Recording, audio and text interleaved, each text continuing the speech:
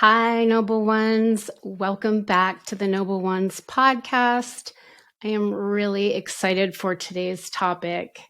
It's near and dear to my heart. It's probably one of my biggest core wounds. I would actually have to say, with the research that I did on it this week, it is one of my biggest core wounds.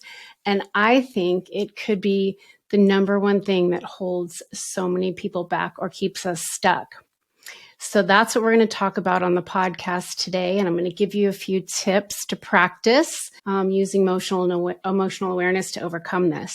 But first, I just want to extend a warm welcome. If you're returning to the podcast, thank you so much for following along in the journey. And if you're here for the first time, welcome. We talk about everything that has to do with emotional awareness here. And we're raw, vulnerable, real. And we share our stories of, how we're overcoming emotional challenges and the things that we kind of go through on a daily basis that bring up thoughts, feelings, beliefs that maybe we just don't want to be there anymore. And this is just a way for us to build a community and just start to talk about this stuff. So today, I want to talk about perfection or perfectionism. It's the one thing that I think holds many of us back. And when I was doing some research on it, what I realized was, I was finding the same thing, that a lot of this behavior stems from childhood. And sadly, it's hard to say this, and I've talked to my parents about it, but it's when you didn't get your emotional needs met. So there was not a lot of affection. So you developed perfectionism as a coping mechanism in order to feel worthy, in order to feel like you could get the attention that you needed by doing things outwardly to get recognition. So, childhood is a big part of where perfectionism develops. And then also society, there's so many expectations out there for what success looks like, what, kind of that narrative of going along in life. And, I've said it before, getting the good grades and then getting into a good college, studying something so you can get a good job, and then finding the perfect mate to get married, and then having, children and a golden retriever and the big house and all of it. Like, it's taught, at least that's kind of the background that I grew up with. And that's what I thought I was supposed to do. So I set out striving for that. And the reason I developed, I believe, perfectionism and kind of doing therapy and some work on myself has been my story with my brother. So my brother was kind of the opposite of me. He was ornery. He demanded attention in a negative way. So he was always sort of acting out and challenging my parents. So the focus and the attention was always on him. And, we didn't get along really. I think he just had this, I don't know what it was, but, he just wasn't accepting of me at a young age and really for many years. And I think that was just with his own unhappiness within himself. So my parents were constantly dealing with him and working with him and, that attention on him and a lot of it being negative. So I perceived that, wow, well, I don't want to cause conflict and I don't want my parents to be mad at me. So I'll be perfect. I'll do everything right. Because I could feel being very empathic and very sensitive, highly sensitive, really always my whole life, that I could feel the energy. And when my parents would get upset or the yelling at him or the fighting and the bickering, I was so uncomfortable with it that I kind of just shut down even being accepting of it. And I didn't want it around me. So let's just be perfect. Let's get the perfect grades and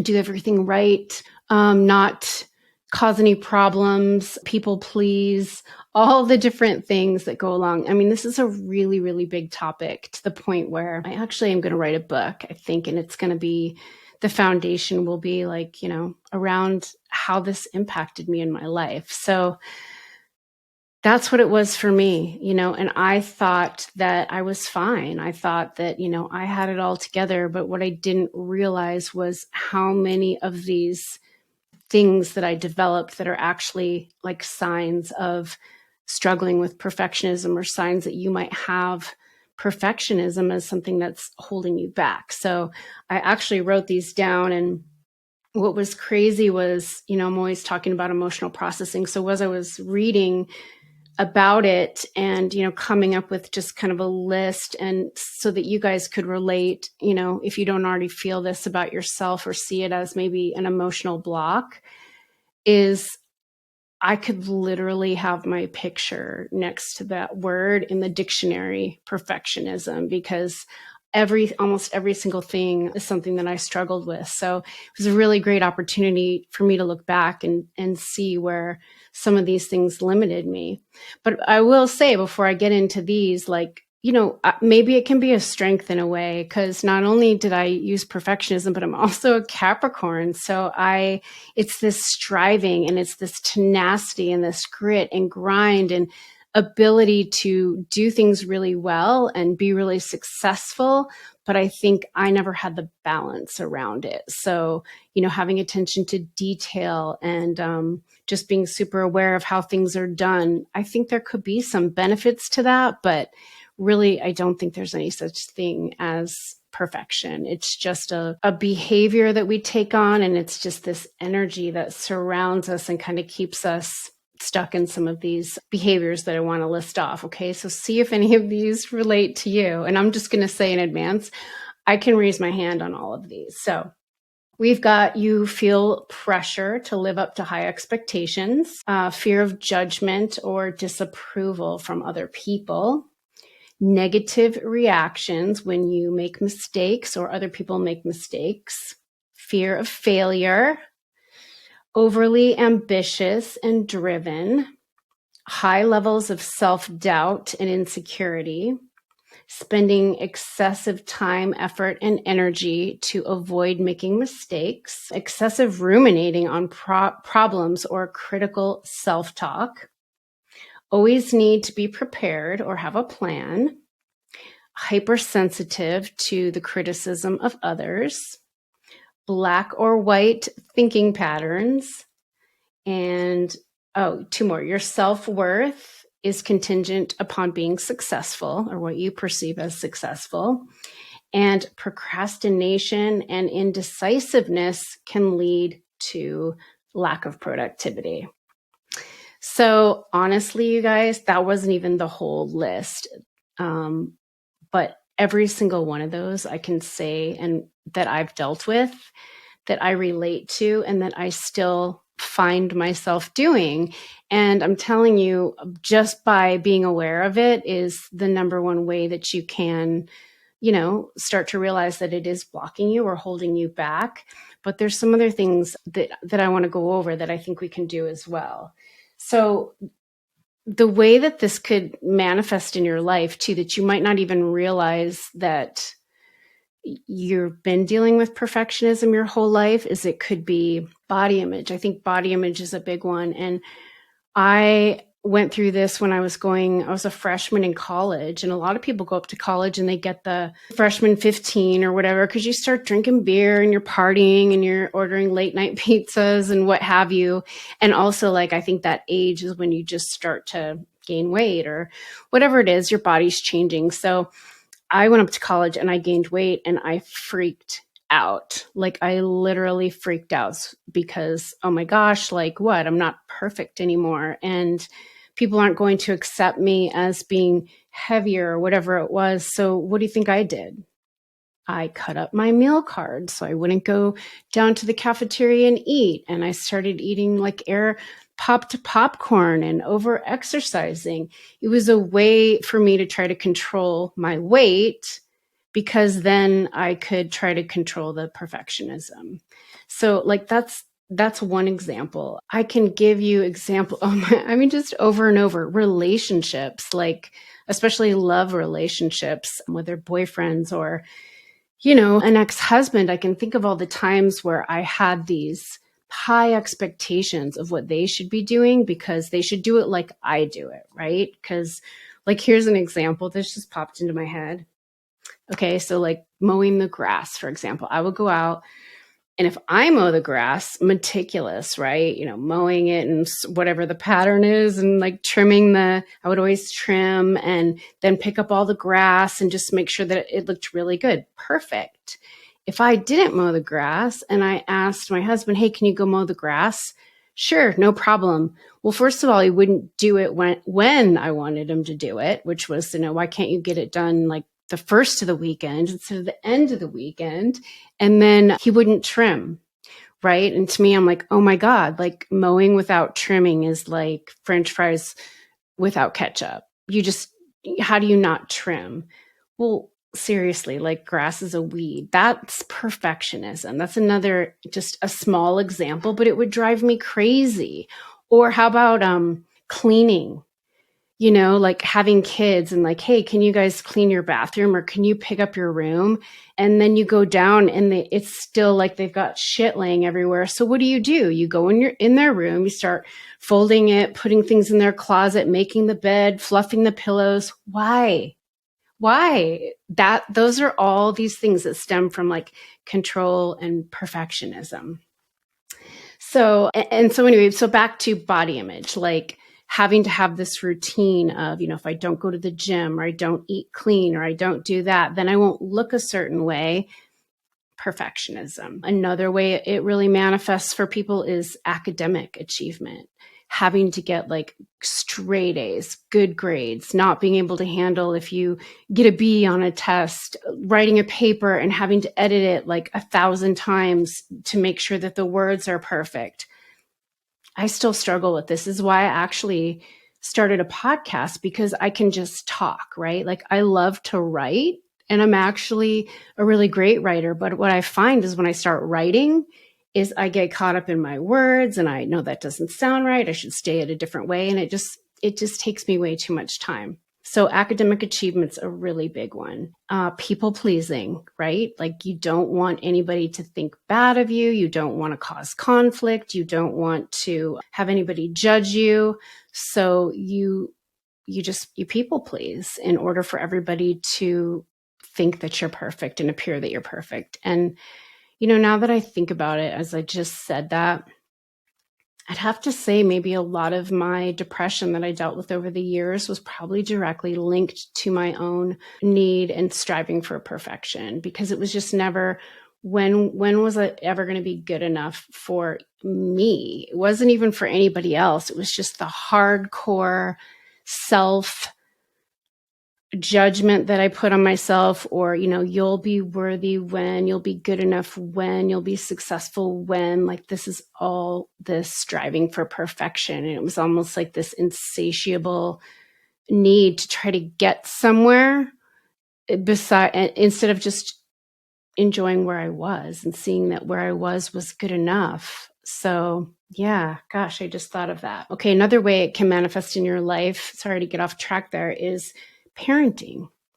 And I said this at the beginning. If you grow up in a home where your parents aren't emotionally available, they're not acknowledging you. And it's not always just acknowledging our kids about the good things they're doing. It's just acknowledging the right things. So rather than, oh, wow, you got straight A's, I'm going to give you $20, or God, in this day and age, I'm going to buy you a Ferrari. Like we're rewarding our kids for everything, where I think the things that we should be rewarding and what would have helped me with my parents. And we've talked about this. And if you are a parent, and I go back and now try to do these things with my kids, but is praising them when they do things that are emotionally connected, right? That are noble behaviors, that show good character, that show empathy, that show concern for other people, that show thoughtfulness. Like if we would be emotionally aware of those things and praise our kids for that, then I think perfectionism might not be as much of an issue in this, next generation or with your kids. But yeah, it shows up. And then if you are a parent that deals with perfectionism, then you kind of are projecting it on your kids, because you're like, well, you've got to get the good grades and you've got to get into the best colleges and you've got to be on the best sports teams and you have to be in these social groups. So it makes you feel more comfortable if your kids are doing things a certain way. They're doing it the right way. You're projecting that perfectionism onto them. And then the final way I think, you could see it manifest in your life is just this always having to stick to routines. So if something throws your routine off, like you can't get to the gym, or you're planning on stopping at the store, but something came up, or somebody was supposed to, pick your kid up and now they can't. It's like if something disrupts your routine, you have a really hard time with it. And you also use your routines as this means of control to just keep your life perfect, keep everything functioning well, because you don't like that gray area. Everything has to be black and white. So I don't know, you guys, are you relating with any of this, any of those signs, or any of the ways it can manifest in your life? I'd say recently, when I started this business, wow, like I've had a lot of different things I've done in my career, but being an entrepreneur and being a perfectionist is really challenging, because I will get so caught up in the details of something that it can actually keep me from moving forward. And that's something that I'm really aware of. And also like that having to do everything myself, because nobody can do it like I can. That's a really big one that I've learned too. So I just spend the time now realizing like, what is it that I can control? What is it that I need to let go of? And how can I practice some things in my life that will help me deal with perfectionism? I like to say like, oh, I'm a recovering perfectionist, but I don't know. What does that even mean? Do you actually ever really recover, or you just have tools and practices and be aware when you're doing it? So let's talk about that. I have 3 practical emotional awareness tips that I think can help you if you're relating to perfectionism, if it's holding you back, if it's keeping you blocked, if it's keeping you from, just having flow and ease in your life. So number 1, add more perspectives. You know how you'll just get into this, like there's only one way to get this done and it has to be my way. Add another perspective to it. If you find yourself getting caught up in, the way something was supposed to roll out or the way you thought it was going to be, add another perspective. Well, what if I did it like this? Or what if it didn't work out? What, kind of walk yourself through another perspective. Let me give you an example of this. So working on a new coaching program, the way that I thought that all these things that I had to get done before I actually launched the coaching program was in my own mind. Like, this is how everybody else is doing it. So until I get A, B, C, D, and E set up, I can't launch the program. So what I started to do was just come back and go, okay, well, number 1, why do I have to do it like everybody else? Number 2, what if I tried it this way or that way? I gave myself different perspectives. Like, could I do it with just these few steps? Could I not focus so much on like the website and the marketing and then this and that, and just build the course and get it out? Yeah. So that actually helped me. It kept me from being stuck. It kept me from delaying what it was that I was trying to get accomplished. So I allowed myself to have more perspectives.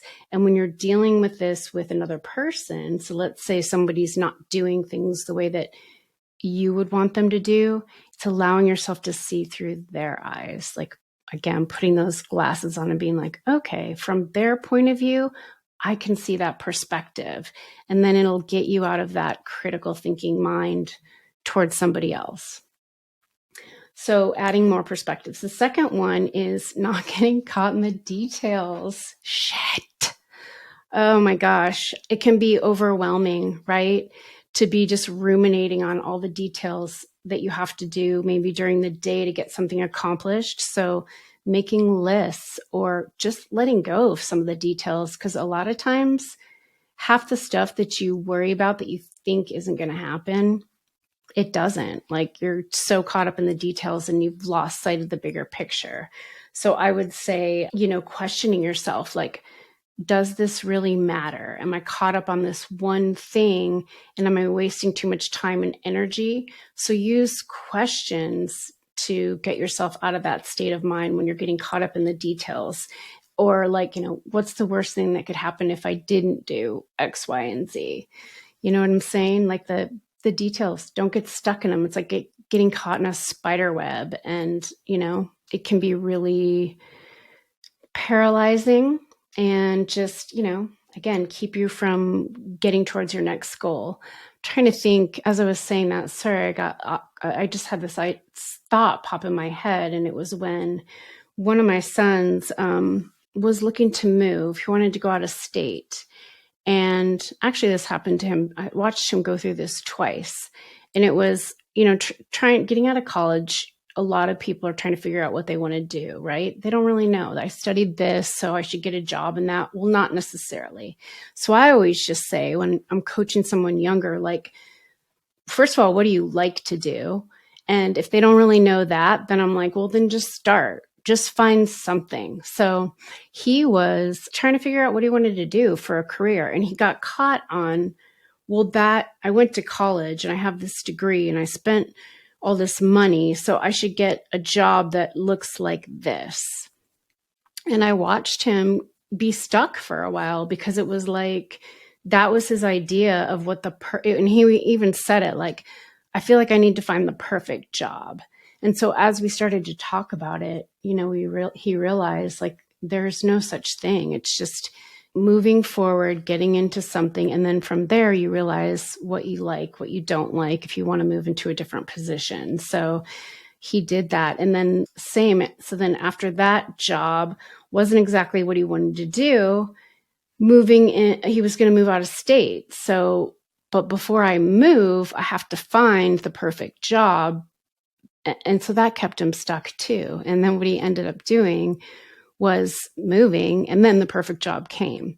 So there is just no one way, perfect way to do it. So start asking yourself these questions, like, is there another way to do it? Or am I just stuck in all these details? And then the third thing is expose yourself to imperfection. So an example would be skip the gym for a week. Because if it's the body image thing, like, oh my God, I'm going to look so much different, or what's going to happen to me if my whole body will change, and my bicep won't be as big, or my ass won't be as tight, or whatever, if I don't go to the gym for a week. So challenge yourself, expose yourself, try that. Don't make your bed. Like, if you get up every day and you have to have the bed made and the bathroom perfect and this and that place and that, don't do it for a day. At the end of your workday, if you're like, you have to have your desk all perfect before you come back, like, leave it. Leave the pens out. Leave the sticky notes out. Give yourself a free day of eating. If you're really regimented on eating clean and, 9 a.m., 12, 5 p.m., and, 8 glasses of water and 29 supplements, and you got, like, I'm saying this stuff, but I'm actually making fun of myself too, because I do all, but just challenge yourself. Have a free day once a week. Eat whatever you want. Do whatever you want. Just let go of some of the perfectionist patterns by exposing yourself and challenging yourself to do it the opposite, and see that, like, you survived, like, you made it. Your life's not going to fall apart. No one's judging you. All of these things. No one's doubting you. No one's judging you. You can survive in a gray area. You're still worthy, right? Like, it's kind of will make you see the opposite of all these things that happen when we're dealing with perfectionism. So let's review again. 3 emotional awareness practices that you can do if you're struggling with perfectionism and it's keeping you stuck. Number 1 is adding additional perspectives. Number 2 is not getting stuck in the details. And number 3 is exposing yourself to imperfection. So, like I said, you guys, this is a really big topic, especially to me. And I don't know, I guess you'll just have to wait for my book in the future. I already have the title for it, but it was when, I realized that all the limitations in my life that were kind of all funneling into my depression, and this tsunami that came and pretty much just wiped me out of the life that I knew. But what I had to do was look in the mirror. I had to realize all of the things that I was doing that were keeping me stuck and holding me back and making me think that, my life was less than the beautiful experience that it actually was. And perfectionism was a really big one for me. So I hope if you're struggling with it, that this resonated with you and you can relate and just give yourself grace and permission to feel it and to know that there's nothing that you did wrong. It just came from childhood, society, all these programs and conditions that we're up against as humans on a daily basis. And all we have to do is work through our emotions, work with our emotions, and really get to know like that essence of who we are, to kind of come back to a neutral place of self-love and acceptance. So I hope you guys have an amazing week. And if you want to share this podcast with anyone, I appreciate it. Please subscribe, leave your comments, let me know what other things you would like to talk about that have to do with stories around emotional awareness. And until next time, stay noble. I love you.